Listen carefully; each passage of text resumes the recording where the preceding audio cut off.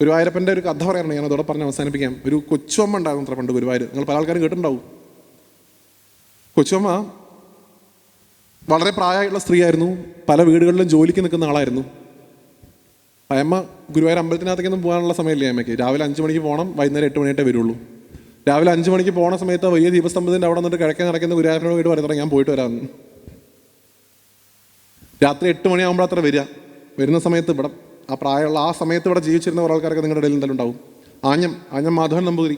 നമ്മൾ കയറി ചെല്ലുന്ന സമയത്ത് ഇടത് ഭാഗത്ത് നിന്ന് നമ്മൾ മാനേജറൊക്കെ ഇരിക്കുന്ന ആ ഭാഗത്ത് ആഞ്ഞം കുട്ടികളൊക്കെ ഒപ്പം നിന്ന് നാമം ജപിക്കുന്നുണ്ടാവും അത്രേ. അദ്ദേഹം അവിടെ നിന്ന് നാമം ജപിക്കുന്ന സമയത്ത് അത്രേ കൊച്ചമ്മ വന്നിട്ട് ഉറക്കെ വിളിക്കുക. ഞാനിത് പല പ്രഭാഷണങ്ങളും പറഞ്ഞിട്ടുണ്ട്. എൻ്റെ ഗുരുവായൂരപ്പാന്ന് ഉറക്കെ വിളിക്കത്ര അകത്ത് നിന്ന് പുറത്തേക്ക്. അതായത് കിഴക്കേ നടയിലെ വലിയ ദീപസ്തംഭത്തിൻ്റെ അവിടെ നിന്ന് അകത്തേക്ക് വിളിക്കുന്നു. അപ്പോൾ കൊച്ചുമ്മയുടെ ശബ്ദം കേൾക്കുമ്പോൾ അത്ര അന്ന് ഇങ്ങനെയുള്ള ഗുരുവായൂരല്ല, വളരെ ശാന്തമായിട്ടുള്ള ഗുരുവായൂരാണ്. മേശാന്തി അകത്ത് കേൾക്കത്ര കൊച്ചുമ്മ വന്നിട്ടുണ്ടെന്ന്. അപ്പോഴത്ര മനസ്സിലാവും അത്താഴ പൂജയുടെ സമയമായിരുന്നു. 8 മണി ഏകദേശം ശിവയുടെ സമയമാണ്.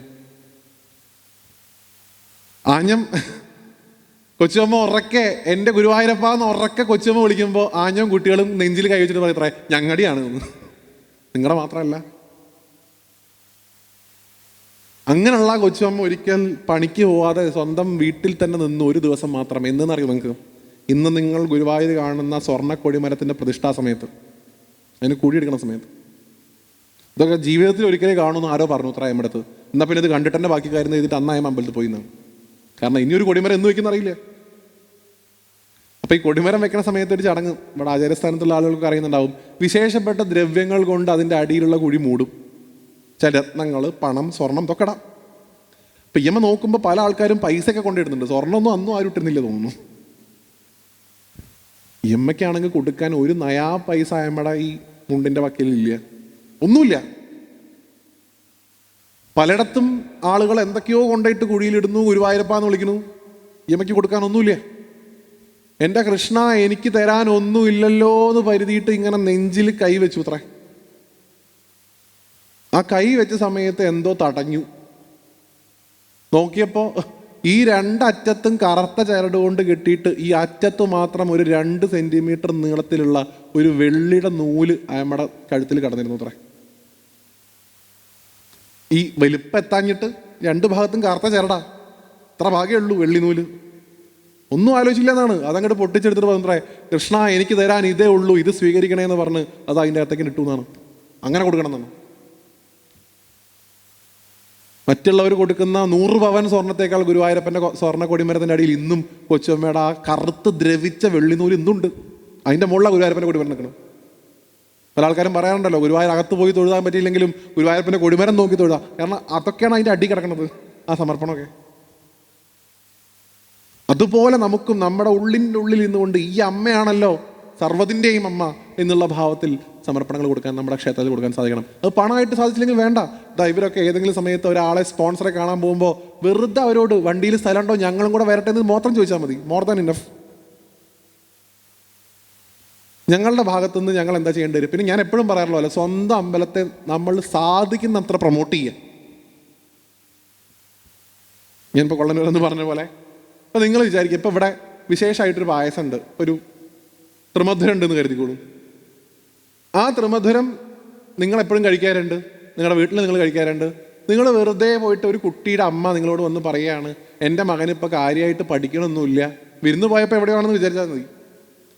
മറ്റേതെങ്കിലും ദേശത്ത് പോയപ്പോൾ അങ്ങനെ ഒരു വിഷമം നിങ്ങൾ കേട്ടപ്പോൾ നിങ്ങൾ വെറുതെ പോയിട്ട് അവരുടെ തോളിൽ 2 കൈയും തട്ടിയിട്ട് പറയുകയാണ് നിങ്ങൾ വിഷമിക്കേണ്ട, ഞങ്ങളുടെ നാട്ടിൽ കൈപ്പറമ്പാവ് എന്ന് പറഞ്ഞൊരു അമ്പലമുണ്ട്, അവിടെ ത്രിമധുരം എന്ന് പറഞ്ഞൊരു നേദ്യമുണ്ട്, അത് കഴിച്ച കുട്ടികൾക്കൊക്കെ നല്ല വിദ്യ ഉണ്ടാവുന്നു. അങ്ങനെ ഒരു വഴിപാടേ ചിലപ്പോൾ ഇവിടെ ഉണ്ടാവില്ല. പക്ഷെ നിങ്ങൾ അങ്ങനെ ചെന്ന് പറഞ്ഞാൽ നിങ്ങൾ പറഞ്ഞ വാക്കിനെ സത്യമാക്കി തീർക്കാൻ വേണ്ടി ഭഗവതി ഇടപെടുന്നതാണ്. എൻ്റെ മകൻ പോയിട്ട് അല്ലെങ്കിൽ എൻ്റെ മകൾ പോയിട്ട് ഒരാൾക്ക് വാക്ക് കൊടുത്തിട്ടുണ്ട്, എന്ത്, എന്നെ ആശ്രയിച്ചു കഴിഞ്ഞാൽ അയാളുടെ പ്രശ്നം മാറും. എൻ്റെ വാക്ക് ഞാൻ മാറ്റും, പക്ഷെ എൻ്റെ ഭക്തൻ്റെ വാക്ക് മാറുന്നതിനോട് എനിക്ക് താല്പര്യമില്ല. അമ്മ നിങ്ങൾ കൊടുത്ത വാക്കിൻ്റെ പേരിൽ ആ ആഗ്രഹം നടത്തിച്ചു കൊടുക്കും. അപ്പം ആ ചേച്ചി എന്ത് ചെയ്യും? അപ്പുറത്തുള്ള 4 അയൽക്കൂട്ടത്തെ ചേച്ചിമാരോട് പറയും കൈപ്പറമ്പ് അമ്പലത്തിൽ ത്രിമധുരം കഴിച്ചോടെ എൻ്റെ കുട്ടിക്ക് ബുദ്ധി വന്നു.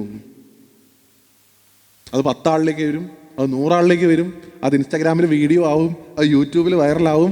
അങ്ങനെ ഈ ക്ഷേത്രത്തിൽ തന്നെ ഏറ്റവും വലിയൊരു വഴിപാടായിട്ട് അത് മാറും. ആലോചിച്ച് നോക്കൂ. ഇന്ന് നിങ്ങൾ ഉറികെട്ടിത്തൊഴുന്ന ഉള്ളനാട് ഉണ്ണികൃഷ്ണൻ്റെ അമ്പലം ഒരു 10 കൊല്ലം മുമ്പ് എങ്ങനെയാണെന്ന് നിങ്ങൾ സെർച്ച് ചെയ്ത് നോക്കൂ. ഇത് നിങ്ങൾ മഞ്ച് സമർപ്പിക്കണം. മഞ്ച് മുരുകൻ്റെ അമ്പലം ഒരു 5 കൊല്ലം മുമ്പ് ഏതവസ്ഥയിലായിരുന്നു നിങ്ങൾ ചിന്തിച്ചു നോക്കൂ. ഭക്തരുണ്ടാക്കിയ അമ്പലമാണത്, ഒപ്പം ഭഗവാൻ അനുഗ്രഹവും. നമ്മളുടെ നിശ്ചയദാർഢ്യം, നമ്മളുടെ സങ്കല്പം കൊണ്ട് ഈ ക്ഷേത്രത്തെ ഇനിയും ഇനിയും ഇനിയും ഒരു മഹാക്ഷേത്രത്തിൻ്റെ എല്ലാ ലക്ഷണങ്ങളോടും കൂടി വളർത്തിയെടുക്കാൻ നമുക്ക് സാധിക്കും. അതിനത് അമ്മ കൂടി തയ്യാറെടുക്കുന്ന സമയമാണ് കലശം. അമ്മ കൂടി ആ ഒരു മഹാക്ഷേത്രത്തിൻ്റെ വളർച്ചയിലേക്കുള്ള പാതയിൽ ഒപ്പം ചേരാനായിട്ട് അമ്മ പോലും ശക്തി സംഭരിച്ചുകൊണ്ടിരിക്കുന്ന സമയമാണ്. അപ്പം അതുകൊണ്ട് ഈ സമയത്ത് നിങ്ങളുടെയൊക്കെ തന്നെ സാന്നിധ്യം അമ്മ ആഗ്രഹിക്കുന്നു. അതിന് ഒരു 1.5 മണിക്കൂർ നിങ്ങളെ ഇവിടെ പിടിച്ചിരുത്തി അമ്മയുടെ മുമ്പിൽ ഇരുത്താൻ എനിക്കും ചെറിയൊരു ഭാഗമാവാൻ സാധിച്ചതിലുള്ള വലിയ സന്തോഷം നിങ്ങളെ അറിയിക്കുന്നു. എനിക്ക് ഗുരുവായൂർ ശിവയിൽ കഴിയുന്നതിന് മുമ്പ് തിരിച്ച് ഗുരുവായൂർ എത്തേണ്ടതുകൊണ്ടും ഇത്രയും സമയം അമ്മയുടെ മക്കളായിരുന്നുകൊണ്ട് ഈ എളിയ പ്രഭാഷണത്തിൻ്റെ ഭാഗമായി ഇത് കേട്ട നിങ്ങളെ എല്ലാവരെയും കൈപ്പറമ്പാവ് ഭഗവതിയും മഹാദേവനും നാരായണനും ശ്രീ ഗുരുവായൂരപ്പനും ഒക്കെ മനസ്സ് നിറഞ്ഞ് അനുഗ്രഹിക്കട്ടെ എന്ന് പ്രാർത്ഥിക്കുന്നു. ഈ കലശ ചടങ്ങുകളൊക്കെ അമ്മയുടെ അനുഗ്രഹം കൊണ്ട് വളരെ ഭംഗിയായിട്ട് തീരട്ടെ. പൂർവാധികം ചൈതന്യത്തോടു കൂടി ഈ പ്രദേശത്തിൻ്റെ മുഴുവൻ കാവലായിട്ട് ഈ കൈപ്പറമ്പാവ് ഭഗവതി നമ്മളുടെ തലമുറകളെ കൂടി സംരക്ഷിച്ചുകൊണ്ട് എന്നും ഈ മണ്ണിൽ ഉണ്ടാവട്ടെ എന്ന് പ്രാർത്ഥിച്ചുകൊണ്ട് ഈ എളിയ പ്രഭാഷണത്തെ ഉപസംഹരിക്കുന്നു. നിങ്ങൾക്ക് എല്ലാവർക്കും എൻ്റെ ഹൃദയം നിറഞ്ഞ നന്ദി. Thank you so much. Narayana.